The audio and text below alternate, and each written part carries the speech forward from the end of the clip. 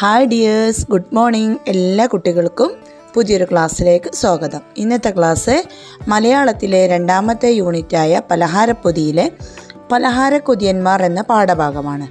കുട്ടികളെ, നിങ്ങൾക്ക് എല്ലാവർക്കും പലഹാരം നല്ല ഇഷ്ടമല്ലേ? പലഹാരം ഇഷ്ടമില്ലാത്ത കുട്ടികളുണ്ടോ? നല്ല മധുരമൂറുന്ന പലഹാരങ്ങൾ നമുക്ക് എല്ലാവർക്കും വളരെ ഇഷ്ടമാണ് അല്ലേ? കുട്ടികളായ നിങ്ങൾക്ക് പ്രത്യേകിച്ചും പലഹാരങ്ങൾ വളരെ ഇഷ്ടമാണ്. എന്തൊക്കെ പലഹാരങ്ങളാണ് നിങ്ങൾക്ക് ഇഷ്ടമുള്ളത്? നിങ്ങൾക്കറിയാവുന്ന പലഹാരങ്ങളുടെ പേരൊന്ന് എഴുതിക്കേ. നിങ്ങൾക്കറിയാവുന്ന ഒരുപാട് പലഹാരങ്ങളുടെ പേര് നിങ്ങൾ എഴുതിയില്ലേ? ഏതൊക്കെയാണ്? അരിയുണ്ടുണ്ട്, ഇലയട, പഴംപൊരി, നെയ്യപ്പം, പക്കവട, അങ്ങനെ ഒരുപാട് പലഹാരങ്ങൾ നിങ്ങൾ പറഞ്ഞു. പലഹാരക്കൊതിയന്മാരായ രണ്ട് ഉറുമ്പുകളുടെ കഥയാണ് നമ്മളിപ്പോൾ പഠിക്കുന്നത്. ഈ കഥയിലൂടെ ഒരുപാട് പലഹാരങ്ങൾ നമുക്ക് പരിചയപ്പെടാം. പൊന്നാനി ചന്തയിലെ പ്രസിദ്ധമായിട്ടുള്ള അപ്പക്കച്ചവടത്തെക്കുറിച്ചും കോഴിക്കോട് വലിയങ്ങാടിയിലെ 40-ലേറെ പലഹാരങ്ങളെക്കുറിച്ചും ഒക്കെ രസകരമായിട്ട് ഈ കഥയിലൂടെ പറയുന്നുണ്ട്. നമുക്കെന്നാൽ ഈ കഥ ഒന്ന് വായിച്ചാലോ? പലഹാരക്കൊതിയന്മാർ. വലിയങ്ങാടിയിലെ വലിയ ചങ്ങാതിമാരാണ് ചോണനും മണിയനും. ഒരു ദിവസം ചോണൻ ധൃതിയിൽ എവിടേക്കോ പോണത് മണിയൻ കണ്ടു. എങ്ങോട്ടാണ് അവൻ ഇങ്ങനെ ഓടുന്നത്? മണിയൻ പിറകെ ചെന്നു. പൊന്നാനി ചന്ത വരെ പോണൻ്റെ മണിയാ, വഴി മാറ്, തീരെ നേരില്ല പറഞ്ഞു തീരും മുമ്പേ ചോണൻ ഓടാൻ തുടങ്ങി. പൊന്നാനി ചന്തയിൽ എന്താണ് ഇത്ര വിശേഷങ്ങൾ? അതറിയാൻ മണിയന് തിടുക്കമായി. അപ്പോൾ നീ അറിഞ്ഞില്ലേ അപ്പാണ്യം? മണിയനൊന്നും മനസ്സിലായില്ല. അവൻ ആദ്യമായിട്ടാണ് അപ്പാണ്യം എന്ന വാക്കു തന്നെ കേൾക്കുന്നത്. അപ്പാണ്യോ? എന്താണത്? മണിയന്റെ ചോദ്യം കേട്ട് ചോണന് ശരിക്കും ദേഷ്യം വന്നു. കഷ്ടം തന്നെ ഇവന്റെ ഒരു കാര്യം. അപ്പാണ്യം എന്താണെന്നറിയാത്ത ഉറുമ്പുകളുണ്ടോ? അപ്പാണ്യം എന്ന് പറഞ്ഞാൽ അപ്പവാണിഭം. പൊന്നാനി ചന്തയിലാണ് മണിയാ അപ്പത്തിന്റെ വാണിഭം. പൊടി പൊടിച്ച അപ്പക്കച്ചവടാണ്, മനസ്സിലായോ? അപ്പത്തിന്റെ ചന്തയോ? മണിയൻ കണ്ണുമിഴിച്ച് നിന്നുപോയി. കോഴിക്കോട്ടെ ഈ വലിയങ്ങാടിയിൽ കിട്ടാത്ത എന്ത് അപ്പങ്ങളാണ് അപ്പാണ്യത്തിലുണ്ടാവുക? നെയ്യലുവ, കറുത്തലുവ, വെളുത്തലുവ, മഞ്ഞലുവ, ചോന്നലുവ, പച്ചലുവ, മഞ്ഞ ജിലേബി, വെള്ള ജിലേബി, ചോന്ന ജിലേബി, ചക്ക വറുത്തത്, ചേന വറുത്തത്, കായ വറുത്തത്, കപ്പ വറുത്തത്, ഈത്തപ്പഴം പൊരി, 6-ാം നമ്പർ, മൈസൂർ പാക്ക്, കല്ലുമക്കായ പൊരിച്ചത്, ഇവയൊക്കെ അല്ലേ പലഹാരങ്ങൾ? മസാല ദോശ, നെയ് റോസ്റ്റ്, പൊറോട്ട, കൊഴുക്കട്ട, അട, വട, പക്കവട, ഉണ്ട, ബോണ്ട, സുഗിയൻ, ചിക്കൻ റോള്, മുട്ട പപ്സ്, പഴംപൊരി, നെയ്യപ്പം, ഇടിയപ്പം, കലത്തപ്പം, കരോലപ്പം, കായപ്പം, ഈന്തപ്പം, ഊത്തപ്പം, അച്ചപ്പം, ഇവയല്ലേ അപ്പങ്ങൾ? ഈ അപ്പങ്ങൾ തിന്നാൻ വേണ്ടി മാത്രം ഇത്രയും ദൂരം വെറുതെ പോണോ ചോണാ? ഇക്കാലത്തുമുണ്ടോ ഇങ്ങനെയുള്ള മണ്ടൻ ഉറുമ്പുകൾ? മണിയന്റെ സംശയം കേട്ട് ചോണന് പുച്ഛം തോന്നി. ഇവൻ എങ്ങനെ എൻ്റെ ചങ്ങാതിയായി? നീ മുട്ടസുർക്ക എന്ന് കേട്ടിട്ടുണ്ടോടാ മണിയാ? മുട്ടസുർക്കയോ? എന്താണത്? മുട്ടമാല തിന്നിട്ടുണ്ടോ? ഇല്ല ചോണ, എന്താണത്? ഈ കോഴിമുട്ടയുടെ ഉണ്ണിയില്ലേ, മഞ്ഞക്കരു, അത് മാത്രം എടുത്ത് ഉടച്ചുടച്ച് ചെറിയ ചെറിയ ഓട്ടകളുള്ള ചിരട്ടയിലൂടെ നൂല് പോലെയാക്കി പഞ്ചാരപ്പാവിലൊഴിച്ച് അലിയിച്ചലിയിച്ചലിയിച്ചിങ്ങനെ ഉണ്ടാക്കുന്നതാണ് എൻ്റെ മണിയോ ഈ മുട്ടമാല. അതിൻ്റെ ഒരു മണം, അതിൻ്റെ ഒരു രുചി, അതിൻ്റെ ഒരു ചന്തം. നാവിലിട്ടാൽ അലിഞ്ഞലിഞ്ഞങ്ങനെ പോകും നമ്മൾ. നാവിലിട്ടാൽ അലിഞ്ഞലിഞ്ഞു പോകുന്ന നൂല് പോലുള്ള മുട്ടമാലയെക്കുറിച്ച് മണിയനൊന്നും കേട്ടിട്ടുണ്ടായിരുന്നില്ല. അപ്പോൾ മുട്ടയുടെ വെള്ളക്കരു അവർ എന്തു ചെയ്യും? വെറുതെ കളയുമോ? മണിയന് സംശയമായി. ഇല്ല, അതും പതപ്പിച്ച് മധുരം ചേർത്ത് കേക്ക് രൂപത്തിൽ ഉണ്ടാക്കുന്നതാ മണിയാ മുട്ടസുർക്ക. നിൽക്കട ചോണ, എന്നാൽ ഞാനും വരാം. കൊതിമൂത്ത മണിയൻ ചോണന്റെ പിന്നാലെ ഓടി. പൊന്നാനി ചന്തയിലേക്കുള്ള ഓട്ടത്തിനിടയിൽ മുട്ടമാലയുടെ മണവും രുചിയും ഓർത്ത് മണിയന്റെ വായിൽ വെള്ളം നിറഞ്ഞ് പുറത്തേക്കൊഴുകി. കല്ലായി പുഴയും കവിഞ്ഞ് കുറേ വെള്ളം കടലിലേക്കും ഒഴുകി. വിജയൻ ഗോതമ്പത്ത് എഴുതിയ അപ്പാണ്യത്തിൽ പോയ പലഹാരക്കൊതിയന്മാർ എന്ന ഈ കഥ നിങ്ങൾ വായിച്ചില്ലേ? നിങ്ങൾക്ക് ഇഷ്ടമായോ? ഇതിലൂടെ നിങ്ങൾ എന്തൊക്കെയാ കുട്ടികളെ പഠിച്ചത്? നമ്മൾ ഒരുപാട് പലഹാരങ്ങളെ പേര് പഠിച്ചു. ഹലുവ, പലതരം ഹലുവകൾ പഠിച്ചു, അപ്പങ്ങൾ പഠിച്ചു അല്ലേ? കോഴിക്കോട് അങ്ങാടിയിൽ കിട്ടുന്ന ഒരുപാട് പലഹാരങ്ങളുടെ പേരൊക്കെ പഠിച്ചു അല്ലേ? അടുത്തതായി ഈ പാഠത്തിലുള്ള കുറച്ച് പ്രവർത്തനങ്ങളാണ്. നമുക്കത് നോക്കിയാലോ? അപ്പച്ചന്തയിലെ വിശേഷങ്ങൾ വായിച്ചപ്പോൾ നിങ്ങൾക്ക് രസകരമായി തോന്നിയ വാക്കുകൾ ഏതെല്ലാം?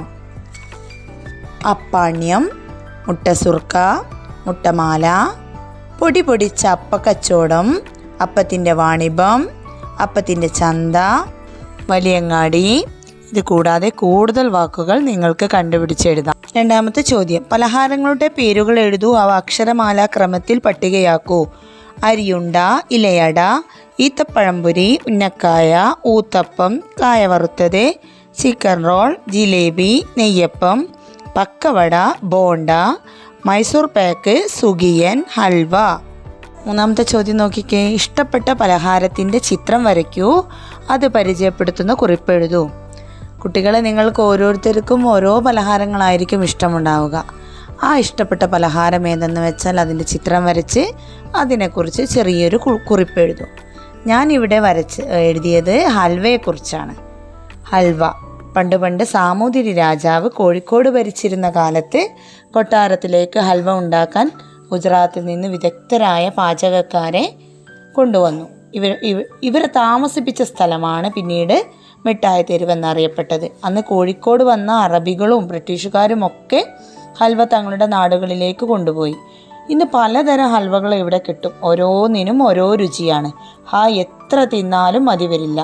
ഹൽവയാണ് എൻ്റെ ഇഷ്ട പലഹാരം. ഹൽവകൾ പല നിറമുണ്ടെങ്കിലും എനിക്ക് ഏറ്റവും ഇഷ്ടം ചുവന്ന നിറത്തിലുള്ള ഹൽവയാണ്. അടുത്ത ചോദ്യം, ആഹാരവുമായി ബന്ധപ്പെട്ട ചില പാട്ടുകൾ ടീച്ചർ പാടിത്തരും. അതുപോലുള്ള പാട്ടുകൾ കണ്ടെത്തിയിട്ട് സ്വന്തമായി പലഹാരപ്പാട്ടുകൾ എഴുതി നോക്കൂ എന്നാണ്. ഇവിടെ ഞാൻ ഫസ്റ്റ് എഴുതിയിട്ടുള്ളത് നെയ്യപ്പത്തെക്കുറിച്ചുള്ള ഒരു പാട്ടാണ്. നെയ്യപ്പം. അയ്യട ഹയ്യ നെയ്യപ്പം, നെയ്യിൽ വെന്തൊരു നെയ്യപ്പം, തിന്നാൻ എന്തൊരു രസമാണീ മധുരച്ചക്കര നെയ്യപ്പം. പണ്ടൊരു കള്ളക്കാക്കച്ചി, സൂത്രക്കാരിക്കാക്കച്ചി, കുഞ്ഞിൻ കയ്യിലെ നെയ്യപ്പം തട്ടിയെടുത്തൊരു പാട്ടുണ്ടേ. അടുത്തത് അച്ചപ്പത്തെക്കുറിച്ചുള്ള ഒരു കുട്ടി കവിത.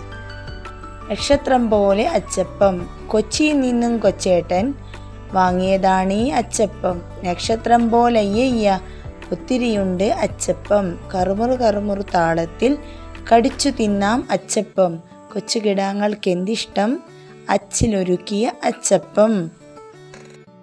കൊഴുക്കട്ട. സുന്ദരി കൊഴുക്കട്ട. കണ്ടോ നല്ല കൊഴുക്കട്ട, വെളുത്തുരുണ്ട കൊഴുക്കട്ട, തേങ്ങാപ്പീരൻ ശർക്കരയും ഉള്ളി നിറച്ച കൊഴുക്കട്ട, അമ്മ മെനഞ്ഞ കൊഴുക്കട്ട, ആവിയിൽ വെന്ത കൊഴുക്കട്ട, കണ്ടാൽ ആർക്കും കൊതിയൂറും സുന്ദരിയാണ് കൊഴുക്കട്ട. മസാല ദോശ. എന്തു രസം. മസാല ദോശ കഴിച്ചിടാൻ എന്തൊരു രസമാണയ്യയ്യ, ദോശക്കുള്ളിൽ രുചിയേറും മസാലയുണ്ടേ ധാരാളം, തേങ്ങാ ചട്നിയും സാമ്പാറും ഇത്തിരി കൂട്ടി തിന്നെന്നാൽ മതിവരികില്ല നമ്മൾക്ക്, പിന്നെയും തിന്നാൻ കൊതി തോന്നും. അടുത്തത് അടയാണ്. അടകൾ പലവിധം. അടയെന്നുള്ളൊരു പലഹാരം നല്ലൊരു നാടൻ പലഹാരം. അരിയടയുണ്ടേ പലമട്ടിൽ, ഗോതമ്പടയും പലമട്ടിൽ, ചക്ക കുഴച്ചൊരു ചക്കയട, ചക്കര ചേർത്തൊരു മധുരയട, ചട്ടിയിൽ വെന്തൊരു ചട്ടിയട, പാലട, തേനട, കപ്പയട. സുഗിയൻ. സുഗിയൻ്റെ ഗമ. വയറു നിറച്ചും മധുരവുമായി സുഖിച്ചിരിക്കും ചങ്ങാതി, സുഗിയൻ എന്നൊരു സൽപ്പേര് നിനക്കു നൽകിയതാരാണ്, നിന്നെ കണ്ടാൽ മതിയല്ലോ ഞങ്ങളുടെ വയറും നിറഞ്ഞിടാൻ, ഉണ്ടപ്പക്രു നീയെന്നും ഞങ്ങളെ ഓമൽ പലഹാരം. അപ്പങ്ങൾ പലതുണ്ടേ. ഇലയിൽ നല്ലൊരു ഇലയപ്പം, ഉണ്ട കണക്കെ തരിയുണ്ട, നൂലുപോലൊരു മുട്ടമാല, കോണുകണക്ക് സമൂസ. അപ്പങ്ങളങ്ങനെ പലതുണ്ട്, കലത്തപ്പം, കായപ്പം, വെള്ളപ്പം. നിങ്ങൾക്ക് ഇഷ്ടപ്പെട്ട ഒരു പലഹാരം ഉണ്ടാക്കുന്ന രീതി എഴുതൂ, ആ പലഹാരം തയ്യാറാക്കൂ.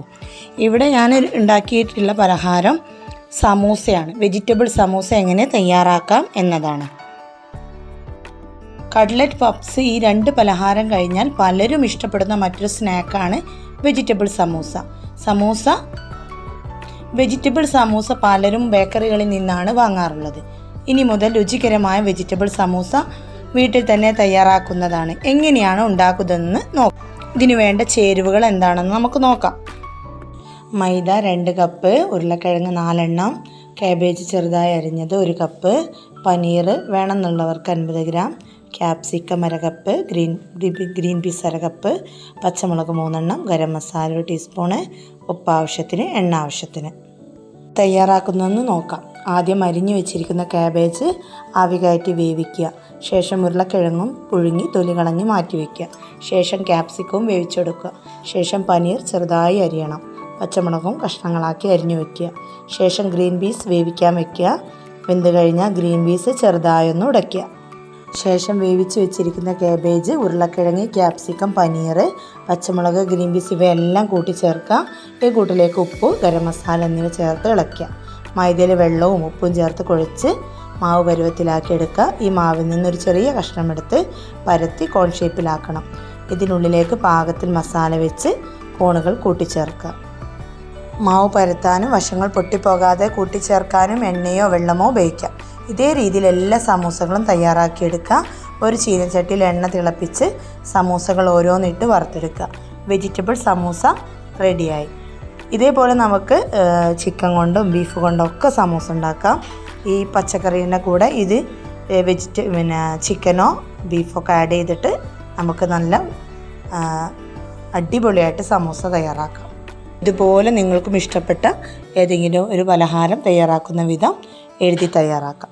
അടുത്തത് എല്ലാവരും വീട്ടിൽ നിന്ന് തയ്യാറാക്കി കൊണ്ടുവന്ന പലഹാരങ്ങൾ നിങ്ങളെന്ത് ചെയ്യുക, ക്ലാസ്സിൽ പ്രദർശിപ്പിക്കുക. അതിൻ്റെ ഒരു പോസ്റ്റർ തയ്യാറാക്കാം. നിങ്ങൾക്ക് ഇഷ്ടപ്പെട്ട ഏതെങ്കിലും പലഹാരം നിങ്ങളുടെ ക്ലാസ്സിൽ കൊണ്ടുവരിക. എല്ലാ കുട്ടികളും ഇതുപോലെ കൊണ്ടുവരിക. അതിന് ശേഷം ഒരു പലഹാര പ്രദർശനം ക്ലാസ്സിൽ സംഘടിപ്പിക്കുക. എന്താ നമ്മൾ പോസ്റ്റർ നമുക്ക് തയ്യാറാക്കുകയാണെങ്കിൽ നമ്മുടെ സ്കൂളിൻ്റെ പേര് എഴുതണം. നമ്മൾ എന്തൊക്കെ പലഹാരങ്ങളാണ് ആ പലഹാര പ്രദർശനവേളയിൽ വെക്കുന്നതെന്ന് എഴുതണം. ആ ദിവസം എഴുതാം. അപ്പം അതിന് നല്ലൊരു പേര് വിടാം. ഇതൊക്കെ വെച്ചിട്ട് വേണം നമ്മൾ പോസ്റ്റർ തയ്യാറാക്കാൻ. ഈ പാഠഭാഗത്തിലെ പ്രവർത്തനത്തിലെ അവസാനമായിട്ടുള്ള പ്രവർത്തനമാണ് പൊന്നാനി ചന്തയിലേക്കുള്ള ഓട്ടത്തിനിടയിൽ മുട്ടമാലയുടെ മണവും രുചിയും ഓർത്ത് മണിയൻ്റെ വായിൽ വെള്ളം നിറഞ്ഞ് പുറത്തേക്ക് ഒഴുകി. കല്ലായിപ്പുഴയും കവിഞ്ഞ് കുറേ വെള്ളം കടലിലേക്ക് മുഴുകി. കൊതിമൂത്ത ഉറുമ്പുകൾക്ക് അപ്പാണ്യത്തിനെത്തിച്ചേരാൻ കഴിഞ്ഞോ? അവർക്ക് മതി വരുവോളം അപ്പം കിട്ടിയോ? കഥ പൂർത്തിയാക്കി പറയൂ, എഴുതൂ. നമുക്കതിൻ്റെ ഒരു മാതൃക പറയാം. കൊതിമൂത്ത മണിയൻ ചോണൻ്റെ പിന്നാലെ വായിൽ വെള്ളം നിറച്ച് ചന്തയ്ക്ക് പോയി. ചന്ത നിറയെ ആൾക്കാരെ കൊണ്ട് നിറഞ്ഞിരുന്നു. തിക്കിലും തിരക്കിലും പെട്ട് വളരെ സാഹസപ്പെട്ട് മണിയൻ പലഹാരത്തിനടുത്തെത്തി. എല്ലാ പലഹാരവും രുചിച്ച് മണിയന് പിന്നെ നടക്കാൻ കഴിയാതെയായി. ചന്തയുടെ ഒരു മൂലയ്ക്ക് കിടന്ന് മണിയൻ ഉറങ്ങി. ചോണൻ മണിയനെ അന്വേഷിച്ച് നടന്നെങ്കിലും കണ്ടില്ല. ചോണൻ വേഗം വീട്ടിലേക്ക് മടങ്ങി. കുട്ടികളെ, പലഹാരക്കൊതിയന്മാർ എന്ന പാഠം ഇവിടെ കഴിയാണ്. അപ്പോൾ ഈ പാഠത്തിൽ നമ്മൾ എന്തൊക്കെയാണ് പഠിച്ചത്? അപ്പച്ചന്തയിലെ വിശേഷങ്ങളല്ലേ, അവിടെ അപ്പച്ചന്തയിൽ പുതിയ വാക്കുകൾ പഠിച്ചു അല്ലേ. അപ്പാണ്യം, മുട്ട സുർക്ക, മുട്ടമാല, അങ്ങനെ ഒരുപാട് പുതിയ വാക്കുകൾ പഠിച്ചു. അതുപോലെ പുതിയ പലഹാരങ്ങളുടെ പേരുകൾ പഠിച്ചു. പലഹാരം തയ്യാറാക്കുന്ന വിധം പഠിച്ചു. അതുപോലെ ക്ലാസ്സിൽ നമ്മളൊരു പലഹാരമേള അല്ലേ, പ്രദർശനം സംഘടിപ്പിച്ചു. ഒരുപാട് കാര്യങ്ങൾ നമ്മൾ പഠിച്ചു. അപ്പോൾ അടുത്ത ക്ലാസ്സിൽ പുതിയൊരു പാഠവുമായി നമുക്ക് കാണാം. നിങ്ങൾ ഈ ക്ലാസ് നിങ്ങളുടെ കൂട്ടുകാരിലേക്ക് ഷെയർ ചെയ്യുക, ലൈക്ക് ചെയ്യുക, സബ്സ്ക്രൈബ് ചെയ്യാൻ മറക്കരുത്. അതുപോലെ ഇതിന് മുമ്പുള്ള ഈ യൂണിറ്റിലെ ക്ലാസ്സും യൂണിറ്റ് 1ലെ ക്ലാസ്സും ഒക്കെ കൊടുത്തിട്ടുണ്ട്. എല്ലാ ക്ലാസ്സും കാണുക, സബ്സ്ക്രൈബ് ചെയ്യുക. എല്ലാ കുട്ടികൾക്കും താങ്ക്സ് ഫോർ വാച്ചിങ്.